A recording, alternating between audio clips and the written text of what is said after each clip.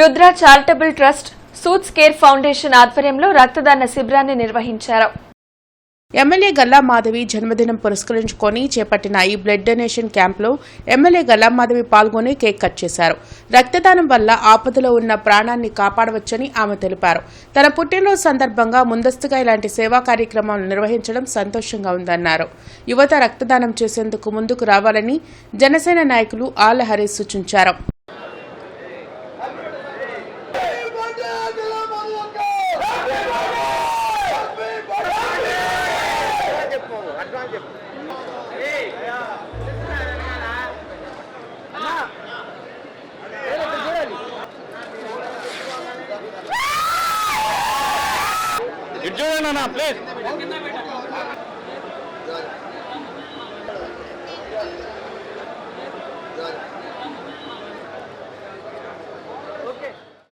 చాంద్ ఆధ్వర్యంలో ఈ రక్తదాన శిబిరం నిర్వహించబడతా ఉంది.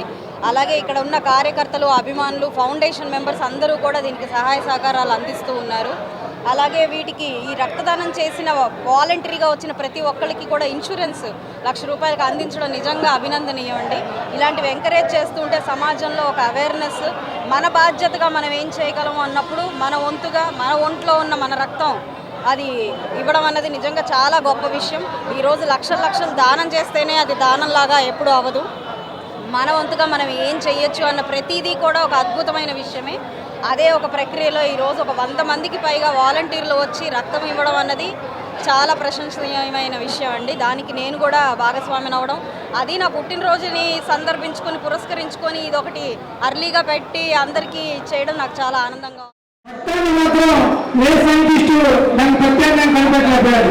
మనం మంచి మనసుతో ఒకరి ప్రాణాన్ని రక్షించాలనేటువంటి ఒక మహోన్నత లక్ష్యంతో ఇచ్చేదే రక్తదానం. మన మనసు మంచిదైతేనే దాన్ని ఎదుటివారికి ఇవ్వడానికి మనం ఒప్పుకుంటాం. అలాంటి మీ అందరికీ కూడా ఈ రక్తాన్ని ఇస్తున్నటువంటి మీ అందరికీ కూడా ఈ కార్యక్రమాన్ని ఏర్పాటు చేసినటువంటి నిర్వాహకులు కూడా మరొకసారి అభినందన తెలియజేస్తాము. అలాగే 9 మంది బ్రాహ్మణుల చేత ఆశీర్వదించినటువంటి ఆ వెంకటేశ్వర ఆశీస్సులు ఎప్పుడు మేళ చెప్పి కోరుకుంటాము.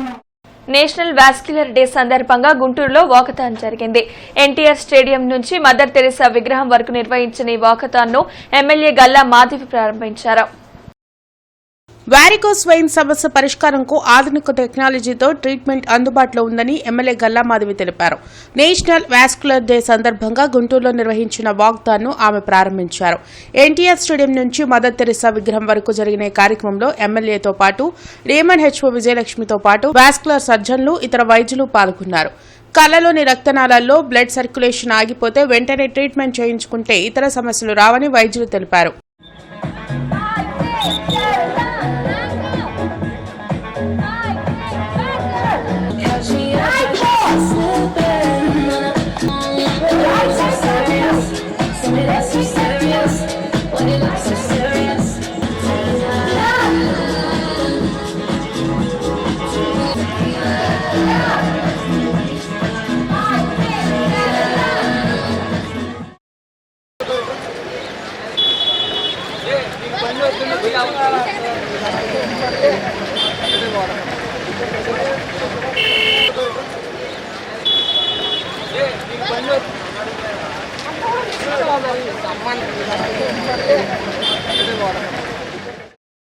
సర్జన్స్ అందరూ కలిసి ఈరోజు దీని మీద ఒక అవేర్నెస్ క్రియేట్ చేయడం కోసం ఒక ర్యాలీ లాగా గుంటూరులో ఏర్పాటు చేయడం జరిగింది. స్టేడియం దగ్గర నుంచి మదర్ తెరెసా స్టాచ్యూ దాకా వాక్ చేయబోతూ ఉన్నారు. ప్రతి ఒక్కరికి ఈరోజు దీని మీద ఎంత important, varicose veins, diabetic food, వీటి వల్ల కాళ్ళు చేతులు కోల్పోతూ ఉన్నారు చాలామంది. సరైన అవేర్నెస్ ఇప్పటివరకు చాలామందికి లేదు. లాస్ట్ స్టేజ్ వచ్చేదాకా కూడా నెగ్లెక్ట్ చేయడం వల్ల, అవేర్నెస్ లేకపోవడం వల్ల ఈరోజు వాళ్ళు కాళ్ళు కోల్పోవడం ఇలాగా జరుగుతుంది. వీటన్నిటి మీద ఒక మంచి అవగాహన ఏర్పరచడం కోసం డాక్టర్స్ అందరూ కూడా యునైట్ అయ్యి ఈ యొక్క కార్యక్రమాన్ని చేపట్టారు. Theme of the day is amputation free world. So మనకి ఇది రాకుండా మనం చూసుకోవాలనుకుంటే మనం ఏం చేయాలంటే డయాబెటిక్ వాళ్ళు కానీ లేదా హైపర్ టెన్షన్ వీళ్ళు అవి రాకుండా తీసుకోవాల్సిన జాగ్రత్తలు, లైఫ్ స్టైల్, ఫుడ్ హ్యాబిట్స్ వీటి మీద మనం అవేర్నెస్ క్రియేట్ చేయించి వాళ్ళల్లో అవగాహన కల్పించి మనకి ఈ డయాబెటిక్ రాకుండా చూసుకోవాల్సిన జాగ్రత్తలు ఏంటి, టైంలో ఎర్లీగా డయాగ్నోస్ చేసి మన ఫుడ్ హ్యాబిట్స్ని చూసుకుంటూ తర్వాత మన స్మోకింగ్ హ్యాబిట్స్ ఇవన్నీ కూడా తగ్గించుకొని ఈ స్టేజ్కి రాకుండా అంటే యాంప్టేషన్ స్టేజ్కి రాకుండా మనం చూసుకోవాలి.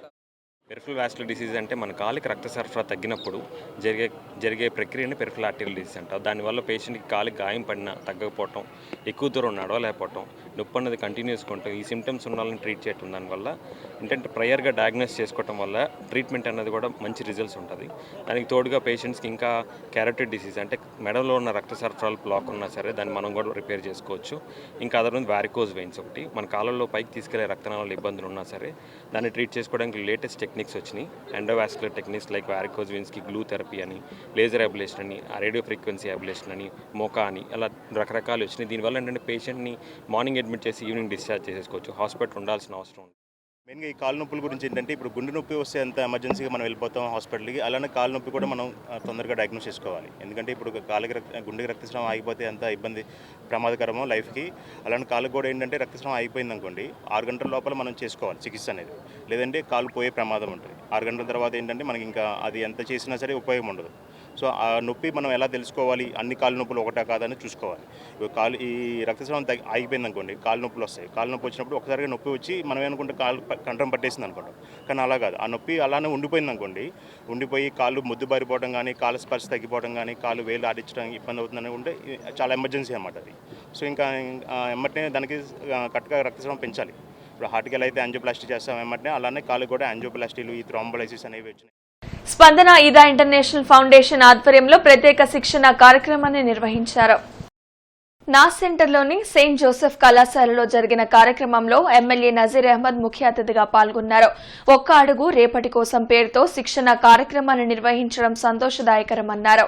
యువత సమాజానికి ఉపయోగపడే కార్యక్రమాలను ఈదా ఫౌండేషన్ చేపడుతుందన్నారు. అన్ని వయసుల వారు అనేక ఇబ్బందులతో ఆత్మహత్య పాల్పడుతున్న నేపథ్యంలో వారిని చైతన్యవంతులను చేసేలా కార్యక్రమాలను చేపట్టడం అభినందనీయమన్నారు. విద్యార్థులు ఆత్మహత్యకు లోనవ్వకుండా ఉపాధ్యాయులు అవగాహన కార్యక్రమాలను నిర్వహించాలని కోరారు. కార్యక్రమంలో చైర్మన్ శామ్యూల్ రెడ్డి, సుధీర్ చంద్ర, ప్రిన్సిపల్ స్వరూపరాణి తదితరులు పాల్గొన్నారు. సొసైటీలో కేవలం స్టూడెంట్సే కాదు, అన్ని ఏజ్ గ్రూప్స్ లో కూడా సూసైడ్ అటెంప్ట్స్ ఎక్కువ అవుతా ఉన్నాయి.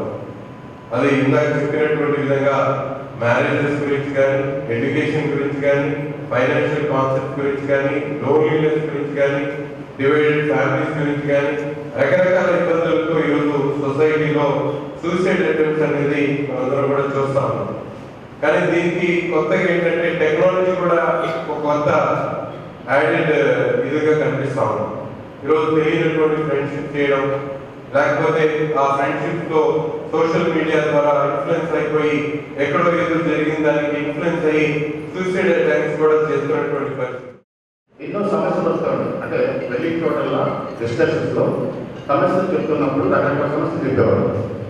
అంటే ఎందుకు ఈ ప్రాబ్లమ్స్ వస్తాయి అన్నప్పుడు మూలాల్లో కూడా చాలా రకాలంటే ఒక సూసైడ్ అనేది ప్రాబ్లం కాదు. అక్కడికి రావాలంటే ముందు చాలా ఫేస్ చేస్తారు. ఆ ఫేస్ చేయడానికి రీజన్స్ ఏంటంటే రకరకాల రీజన్స్ చెప్పేవాడు. రకరకాల రీజన్స్ సినిమా మొబైల్ వల్లని, లేకపోతే సినిమా వల్లని, లేకపోతే టెక్నాలజీ పెరగడం వల్లని, లేకపోతే పేరెంట్స్ సరిగ్గా పట్టించుకోవడానికి, లేకపోతే ఎడ్యుకేషన్ మారిందని, లేకపోతే ఉమ్మడి కాపులు లేవని మనం ఇలా చెప్పుకునేవాడు. అవన్నీ చూసిన తర్వాత, అవన్నీ గమనించిన తర్వాత చాలా ఉన్నాయి ప్రాబ్లమ్స్ అనేవి. పేదల సంక్షేమం కోసం నిరంతరం తెలుగుదేశం పార్టీ కృషి చేస్తుందని కేంద్ర మంత్రి పెమ్మసాని చంద్రశేఖర్ అన్నారు. మారుతినగర్ విశ్వబ్రాహ్మణ కాలనీలో ఏర్పాటు చేసిన ఎన్టీఆర్ విగ్రహాన్ని ఆయన ఆవిష్కరించారు. ఎమ్మెల్యేలు గల్లా మాధవి, నజీర్తో పాటు ఇతర టీడీపీ నాయకులు పాల్గొన్నారు. గత ప్రభుత్వం ఎన్టీఆర్ పేరుతో పాటు టీడీపీని భూస్థాపితం చేయాలనుకుందని, ఎన్నికల్లో ప్రజలు ఇచ్చిన తీర్పుతో వైసీపీనే కనుమరుగైందని మంత్రి పెమ్మసాని వ్యాఖ్యానించారు.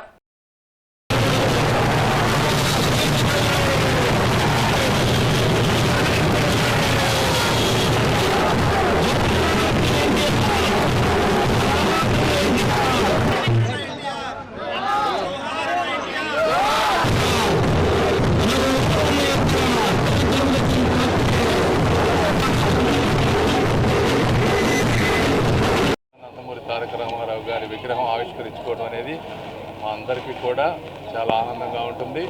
ఇలాంటి విగ్రహాలు ఆవిష్కరించినప్పుడు ప్రజాప్రతినిధులు కానీ ప్రజలు కానీ అన్నగారు ఏ ఆశయాలతో అయితే తెలుగుదేశం పార్టీని ఆ రోజు స్థాపించారో ఆ ఆశయాలన్నీ ఒక్కసారి గుర్తు చేసుకోవాల్సినటువంటి సమయం ఇలాంటివి వచ్చినప్పుడు అదేవిధంగా గుర్తు చేసుకోవడమే కాకుండా వాటిని తూచా తప్పకుండా పాటించడం అనేది మా అందరి బాధ్యత కూడా.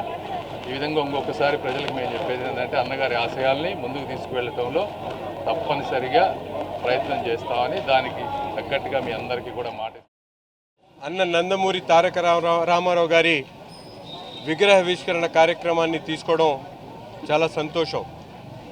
గతంలో అధికారులు ఉన్నటువంటి వైసీపీ ప్రభుత్వం ఆనాడు అన్న నందమూరి తారక రామారావు గారు స్థాపించినటువంటి ఎన్టీఆర్ హెల్త్ యూనివర్సిటీ పేరును మారుస్తూ నిర్ణయం తీసుకొని ఆంధ్ర రాష్ట్రంలో ఉన్నటువంటి ఎన్టీఆర్ అభిమానులందరినీ కూడా బాధ పెట్టినటువంటి పరిస్థితులు.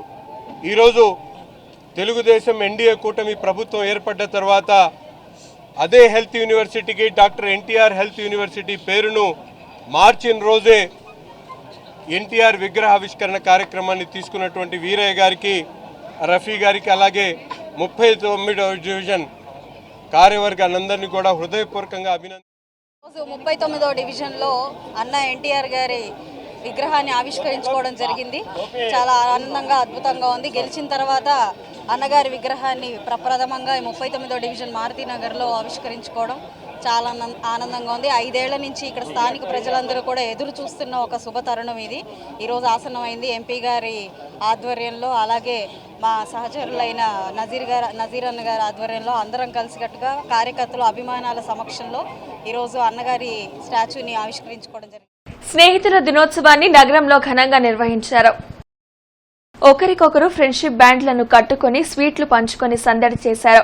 ఒకరికొకరు స్నేహితుల రోజు శుభాకాంక్షలు తెలుపుకున్నారు. అన్ని సమయాల్లో తోడుగా ఉండేవారు స్నేహితులు అనే విషయాన్ని తెలియజేస్తూ సంబరాలను చేశారు. శ్రీకృష్ణుడు కుచేలుడికి మధ్య ఉన్న స్నేహ స్ఫూర్తితో ప్రతి ఒక్కరూ మెలగాలని ఆకాంక్షించారు. భగవద్గీత ప్రవచన కార్యక్రమాన్ని కొత్తపేటలో నిర్వహించారు. ట్రూత్ స్పిరిచువల్ ఆర్గనైజేషన్ ఆధ్వర్యంలో జరిగిన కార్యక్రమంలో వ్యవస్థాపకులు వివేకానంద పాల్గొని భగవద్గీత ప్రవచనం చేశారు. గీతా శాస్త్రంలోని అంతరార్థాన్ని ఉపదేశించి అంతర్యామితో అనుసంధానం చేసుకునేందుకు భగవద్గీత సదస్సు నిర్వహించినట్లు చెప్పారు. నిజమైన గీతా శాస్త్రాన్ని తెలుసుకుని గీతా శాస్త్రాన్ని సుసంపన్నం చేసుకుని ఆధ్యాత్మికంగా, భౌతికంగా ఎదగాలని సూచించారు. భగవద్గీతలోని శ్లోకాలను భక్తులకు స్పష్టంగా వివరించారు. శ్రద్ధాత్రయ విభాగము యోగం 2 విడగొట్టుకుంటారు. పురుషోత్తమ ప్రాప్తి యోగం అంటే దైవాన్ని సంప్రాప్తించుకునే యోగం, మోక్ష సన్యాస యోగం. మీరు ఒకసారి చూస్తే మీ 4 ప్రకరణలు అర్థమైతే మనలో ఒకదాంట్లో మన దృక్కోణాలోచన సంవిధానం నుంచి ఒకదాన్నేమో విడగొట్టుకోవాలి, ఒకదాన్నేమో పరిష్కరించాలి, మరొక దాంట్లో సంగమించాలి. ఏంటి మనం ఒకదాన్ని విడిచిపెట్టాలి, ఇంకో దాంతో సంగమించాలి, ఐక్యం అవ్వాలి. కాబట్టి క్షేత్రజ్ఞ విభాగ యోగం, దైవ ఆసుర సంపత్ విభాగ యోగం అంటే మొట్టమొదటిగా జ్ఞాన యోగంలో మీకేమర్థం అవ్వాలి, మీ ఆలోచన సంవిధానంలోంచి కొన్ని అంశాలని బహిష్కరించాలి. ఈ వార్తలు ఇంతటితో సమాప్తం. నమస్కారం.